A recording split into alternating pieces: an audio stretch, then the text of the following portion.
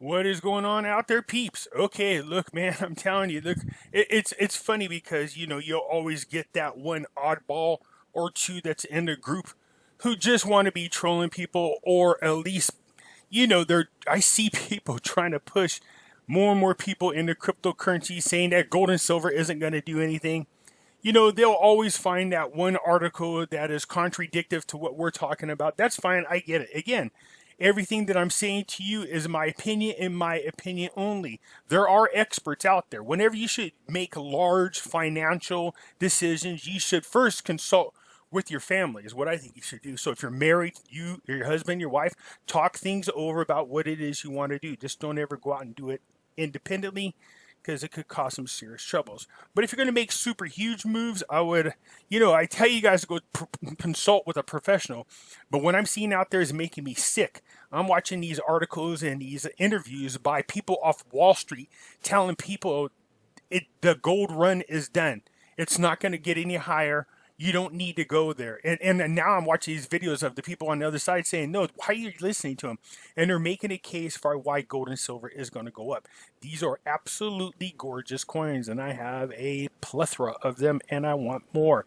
All right, you guys, this is what we're aiming for. So now I do have people that come to me from time to time, and they feel panicked about what's going on. And I say, don't feel panicked. Be calm about your decision making. Understand that gold and value are really great to have, or gold and silver are very great to have. Okay. And so in a worst case scenario, if you get some, leverage or hedge, whatever you want to do, just take maybe you take, instead of transferring your entire stock portfolio over, maybe you just take like, a half of it or something like that. You know what I mean? So this way, then if one moves in one direction, the other one moves in another direction. Do you see what I'm saying? This way, then you're kind of leveraging yourself. So, having said all that, another thing I was telling people, there's all kinds of crap happening around the world, not just here in the United States. I told you this. You got Israel striking Iran, Lebanon, Syria, all right now. China's over there fighting with the United States in the disputed waters, along with they're fighting the Philippines, messing around with India. So there's a lot of tensions going on around the world. Yeah, and for a lot of people who are, who are very religious based, they think this is Armageddon. Okay, so I'm not sure if I'm ready to get to that point yet, although I'm pretty sure it feels like that. But I'm telling people to just be prepared. Be prepared. In our neighborhood, I told people, look, they're cleaning their guns again, and they are, loading up on ammo. My neighbor down the street is teaching his three young daughters, and the youngest is 7, to start shooting, how to shoot guns. That's how serious they are about this. And I think it's good that if you teach kids at a very young age how to safely handle a weapon, they'll respect them more when they get older. So, I get not everybody's opinion is the same as mine. But look, in your house, you need to hide your gold, hide your silver, and you need to have at least 3 to 6 months worth of money. This person said, do you really have 3 to 6 months worth of money? I said, I told you guys, I don't trust the bank. Why would I make up something like this? I don't just blow smoke up your guys' butt. I practice what I preach. I do have 6 months worth of money, and it's hidden in the house. You need to have that, okay? Because if you do, if all of a sudden all hell breaks loose and you try to go to the bank, so is everybody else. You might not have access to the money. If they do some kind of bail-in and $1,000, like Lynette Zane was talking about, drops down to 1, then there's nothing you can do about it. But if you have your money out of the bank, at least 3 to 6 months worth, then you will be protected. All right, I just want you to think about that. These are the types of things you should be thinking about, right? Also possible storing up on food and goods. You see, but especially toilet paper, right about now. Of all the damn things people were going for, toilet paper was the thing. All right, anyways, you guys, we got Pimpy's Investment Chat. It's the same name as YouTube channel, and then here we do talk about gold, silver, cryptocurrencies, as well as foreign currency investments. That's all we talk about here. I don't want no politics in here. Trust me, I relate politics with our investment, so don't post politics stuff in here. I will remove the post. Bring that stuff over to here. I have a second group called Pimpy's, not Pimpy's, it's called The Hidden Things in Front of Your Eyes. And in here we do talk about NESARA, GESARA, current events, political things, Trump, QAnon, the whole 9 yards. So come on over here and do that kind of political stuff. And, I won't delete that. You guys can. And trust me, in this group, I have opposing sides. And as long as people are respectful of one another, I don't mind you having opinions. But if you really start disrespecting each other over and over, I don't tolerate that. I will remove you from the group. It's okay to have dialogue. It's okay to have disagreements. But when you start cursing each other out, that's when I have a problem with this, okay? So we were looking at the stock market. And, again, I tell people, look, you have the experts that are out there. I'm not a certified expert in any way. I'm not a lawyer. I'm not a tax advisor or nothing like that. Political background, and I'm obsessed with these markets all day long. And I read about them over and over. And then I express my opinions to you guys, and it's up to you what you do from there, okay? So, I wanted to show you because in here they're talking about the coronavirus has done something to the gold market. Not only has people been preparing for buying more gold and silver, but they're pushing the values up, and rightfully so. It's starting to become very hard and very scarce to get your hands on precious metals, especially now if you add into the fact that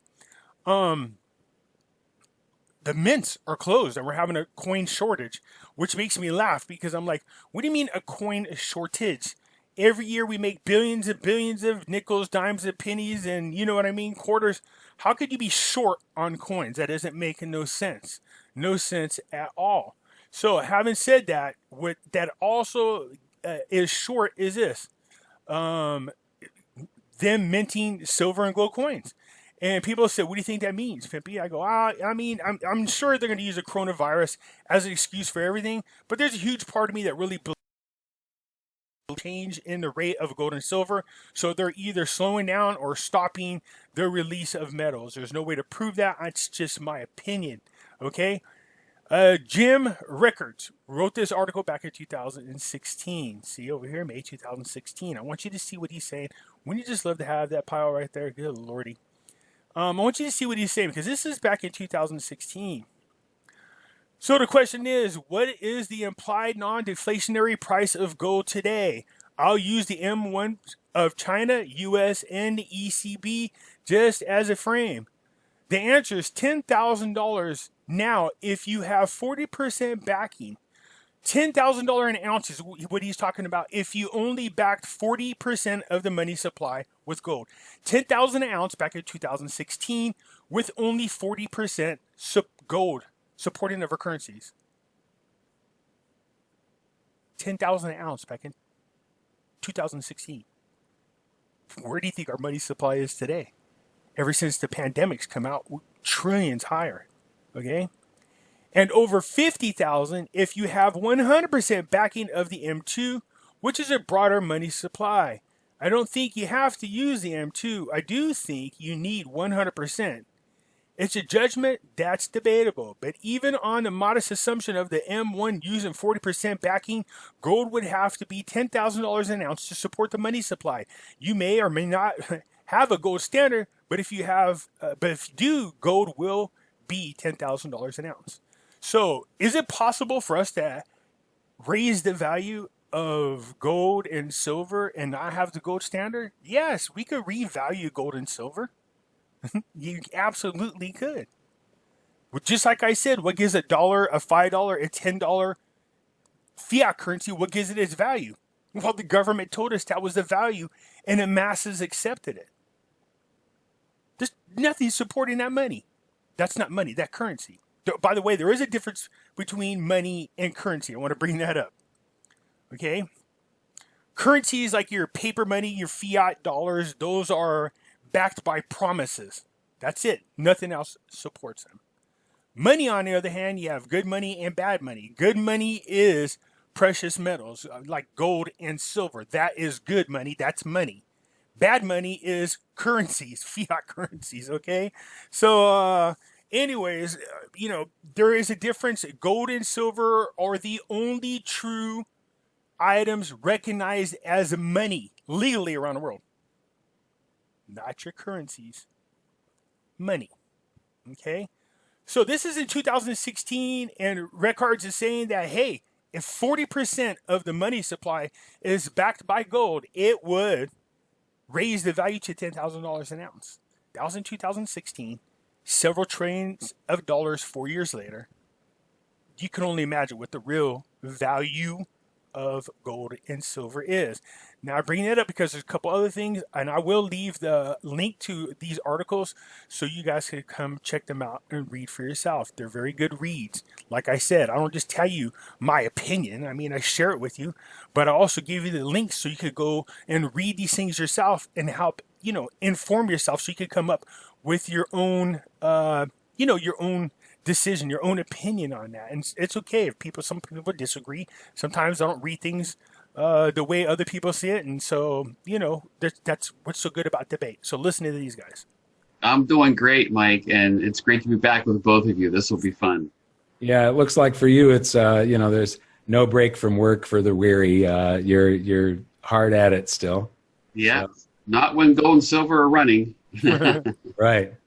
So anyway, the response last week was great, so we're going to continue doing this. And I want to turn it over to you, Jeff, so you can start asking us some random questions and we'll respond. Great. There's a lot of interesting developments this week, and so we've got another slew of articles that we're going to go through. I'm going to throw these out to you guys. But first, we'll just highlight that as of yesterday's close. Yeah, I can see it already. When I do things like this, you go, that says gold prices could hit $3,500 in 2 years. Again, these are people expressing their opinions just like I am. But if you see all the reading that I see, all the analyzing that I do, this is ridiculous. If anything, you might see gold hit this sometime by September or October. I told you guys there's this meeting coming up, the IMF meeting. So we'll see if what we think are going to happen happens. Will Trump remove us from the SDR basket? That's always a possibility. If we do that, it will drop the value of our currency. Of course, that raises the value of the other currencies against us. Okay? So, either way, we're not going to be the world's reserve currency anymore. We're being pushed out. But we can be the most valuable currency once we pull out of there. And then Trump quickly announces the revaluing of gold and silver. So, it's possible to revalue the value of gold and silver without going into the gold standard. The gold standard have a minimum value of whatever is set for gold, but a revaluing is something different. So either way, we're going to benefit from it. Just hang tight. We're recording here on a Wednesday. Through Tuesday, gold is now up 28.6% year to date. Silver is up 35.6% year to date. I told you, silver always outperforms gold. So both assets are really running. So the natural question that we've gotten from a lot of people is this it? Is this the big rise in gold and silver that we've all talked about for so many years and for so long? Is this the beginning of that phase now? So Mike, what do you think? Well, I think, you put a comment in on one of our communication channels about how every time the gold and silver break into new highs or do a breakout, silver isn't into new highs, but it's done a breakout. There's all these commentators that say, stay away from gold. That was it. It's going to fall, and they all start warning about gold. When has that ever happened with the general stock markets? You don't hear that with the Dow and the NASDAQ and the S&P. It's just crazy for them to think that. And gold is money. And it's responding. It hasn't even finished responding. It's nowhere near finished responding to the expansion of the currency supply. There's currency and there's money. And the money has been lagging this expansion of the currency supply big time. So gold has, in my opinion, has a lot of catching up to do. When it comes to all of the ratios, like the Dow gold ratio, the gold real estate ratio, it's nowhere near the peaks that it was at. And that's your last article, Jeff, was about that, the value of gold and silver versus, people always talk about the price, but there was an entire section of my first book entitled, Don't Tell Me the Price, What's the Value? Because the price doesn't mean anything. It's how much stuff can you buy with it.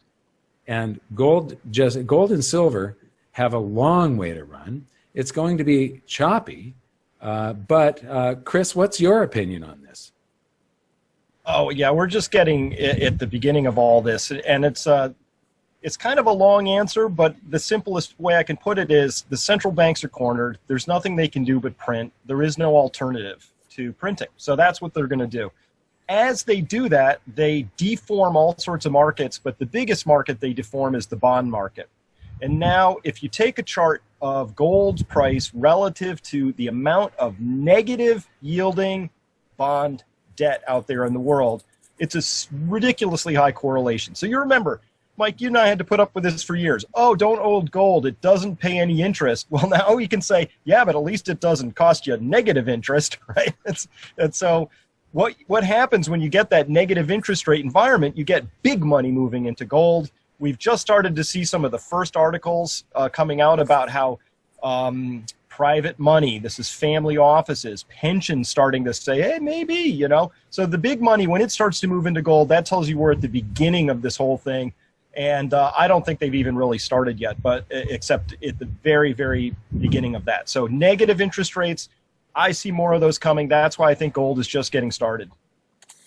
Okay, so this article you see right here that they're referring to, I do have that article. I actually read it. So I do like something that they point out, and I do want to make a comparison for you that I think you'll understand. So what they're saying is there is a difference between the price of gold and silver versus the value of gold and silver.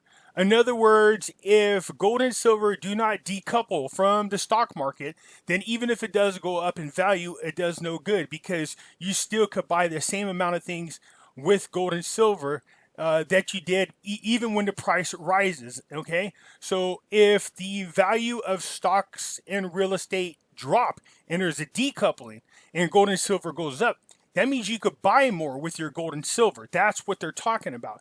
And this is right here. They said we don't want to know the price of gold and silver. We don't care. We want to know the value of gold and silver. So in other words, I was talking about this lessons from Cyprus. If they do a bail-in overnight, the values of a house dropped 20%. When it was all said and done, I think it was 60% of the value was gone. In Japan, when they did the bail-in, the values of houses dropped 80%.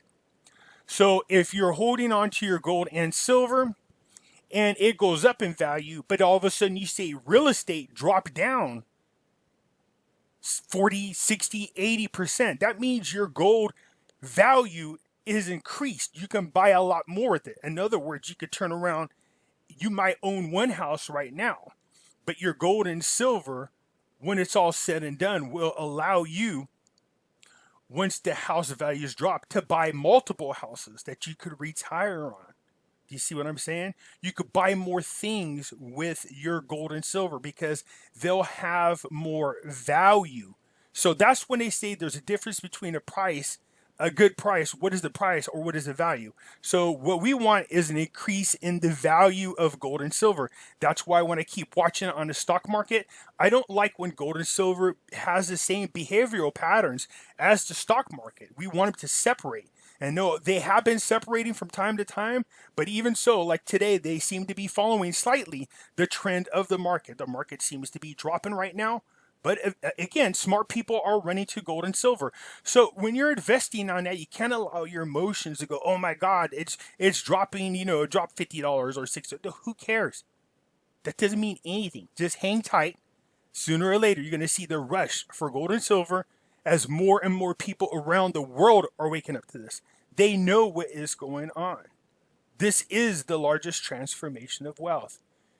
Let's go hear from the other two big dogs. It'll be a brief portion of the video. It's a historic week for gold as the yellow metal has breached all-time highs, past its 2011 highs, setting new records. Joining me today are two very special guests, both who have been very bullish on the yellow metal for quite a while, and both whose predictions have come Kitco. true.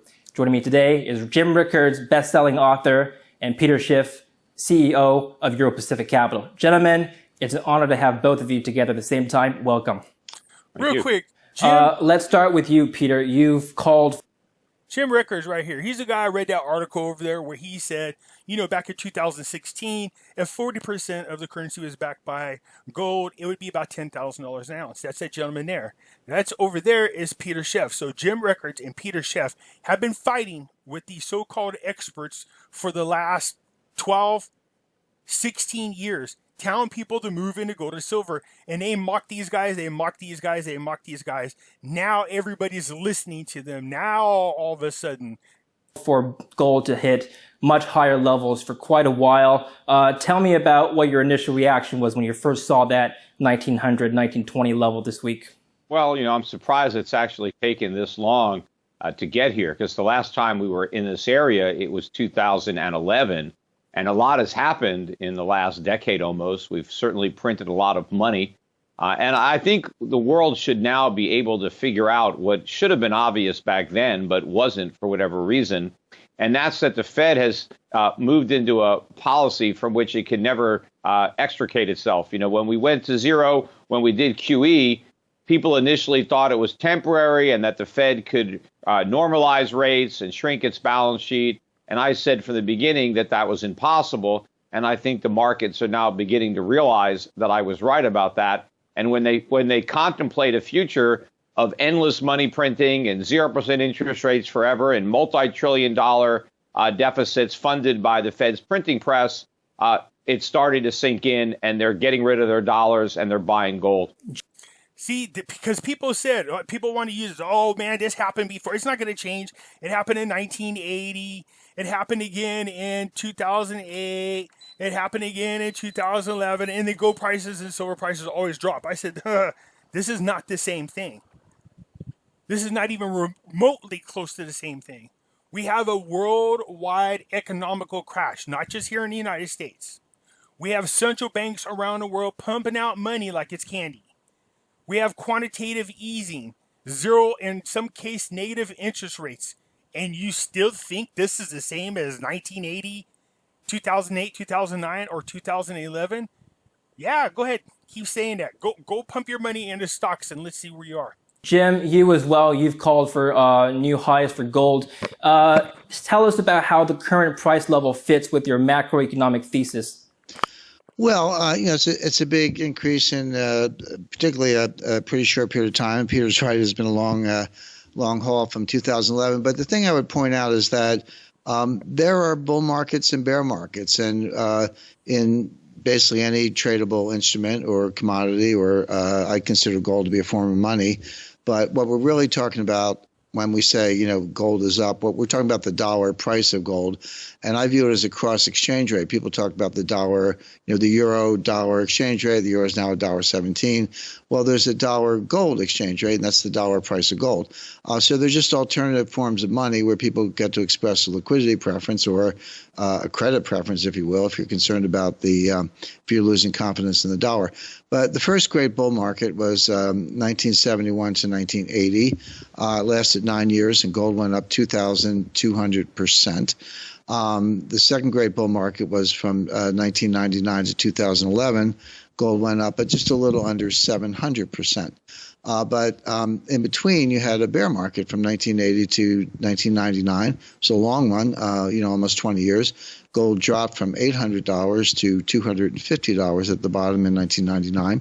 And we had a second bear market starting in 2011. Now, I had a very interesting conversation with Jim Rogers. Jim is one of the great commodity traders, money managers of all times. And we were down in Dominican Republic at Casa de Campo. This is around 2014, but the bear market started in 2011, but it really fell off a cliff in 2013. So I said, Jim, what do you think of gold? What are you doing? He goes, well, I own it, of course. And he said, I'm not selling, but I'm not buying right here. And he said something that just hit me right between the eyes and it stayed with me. And of course, he's right. He said, gold's going to the moon, but nothing goes to the moon without a 50% correction along the way. And if you look at the high in 2011, $1,900, approximately, and where was the bottom of the bear market? It was $1,050 on December 16, 2015. Nobody knew it was the bottom at the time. But if you look at that drop down and you use $250 as your base, because you need a base. So you had basically the run from 250 to 1900 was $1,750. Go down 50% from there, it's $825. 1900 minus 825 is 1075, and the bottom was 1050. So Jim totally stuck the landing. Like at 1050, like, okay, there's your 50% retracement. Now that's the bottom. Now it's going up, and the sky's the limit. Peter, do you agree? Can we be seeing a 50% retracement before prices rally more? A 50% retracement of what? Of what move are you talking to? I think we've already seen the big retracement of that original bull market that Jim talked about, where gold went from under 300 to just over 1900. I think we've now formed a very solid base, really between about 1200 and 1500, which is where gold was trading for most of those years since it peaked. And now I think we've broken out of that range. I think we've taken out the highs. I think it's another leg of the bull market. I don't think there's going to be any significant pullbacks from here. I mean, there'll be pullbacks, but I don't think they're going to be very significant. I think if you're waiting for a big drop to buy gold, you're going to wait a long time. And when you finally get it, I think it's going to drop from a much higher price than it is if you just bought it right now. Yeah, I agree with that. When I was talking about retracement, we had it. The retracement's over. I'm not forecasting a retracement. Quite the opposite. I think it goes a lot higher from here. My point was that we had the retracement between 2011 and 2015. That's done. Now it's just onward and upward. Yeah, So that's what we're doing. We're on our way up. And this is why I don't like listening to Wall Street, because they really love screwing people over. So let's listen to the people who are experts in these fields. Kitco is really good. You guys, I'll leave a link to their YouTube channel. And they have always all kinds of great news on there regarding gold and silver. That's the good thing about them. Okay. But nonetheless, I just wanted to share this with you. We're seeing this is exactly what we've been talking about for the last several months. Everybody knows, look, if you need to start getting some, at least gold and silver, find a way. If you can't buy silver, if you can't buy gold, buy silver. All right. It's very, very affordable still at the moment, because the prices we're seeing now are not going to be these prices in the future. All the retracting, all the market corrections have already happened. So now you're just going to see it bounce up and down on the way out the door to a much, much higher value. So as everybody knows, I have everybody come over to our friends over there at Money Metals Exchange to buy your precious metals. Look, they have all kinds. I love these kangaroos. Look at these. Kangaroos. Kangaroos. Anyways, they're nice coins. But nonetheless, you guys come on over here. I'll leave a link in here to go check them out. You can buy gold, silver here, and other precious metals as well. I encourage you to do so. For you first-time buyers that have not been here yet, if you buy more than $100 worth of precious metals, you put in a promotional code Pimpy, P-I-M-P-Y, and you will get a free half ounce of silver. All right? That's a good deal. All right, you guys, so that's it. Hit the thumbs up button if you like it. If you're not a subscriber, please do so, because when you do, it does help out the channel, and I surely do appreciate it. I'll talk to you later. Bye.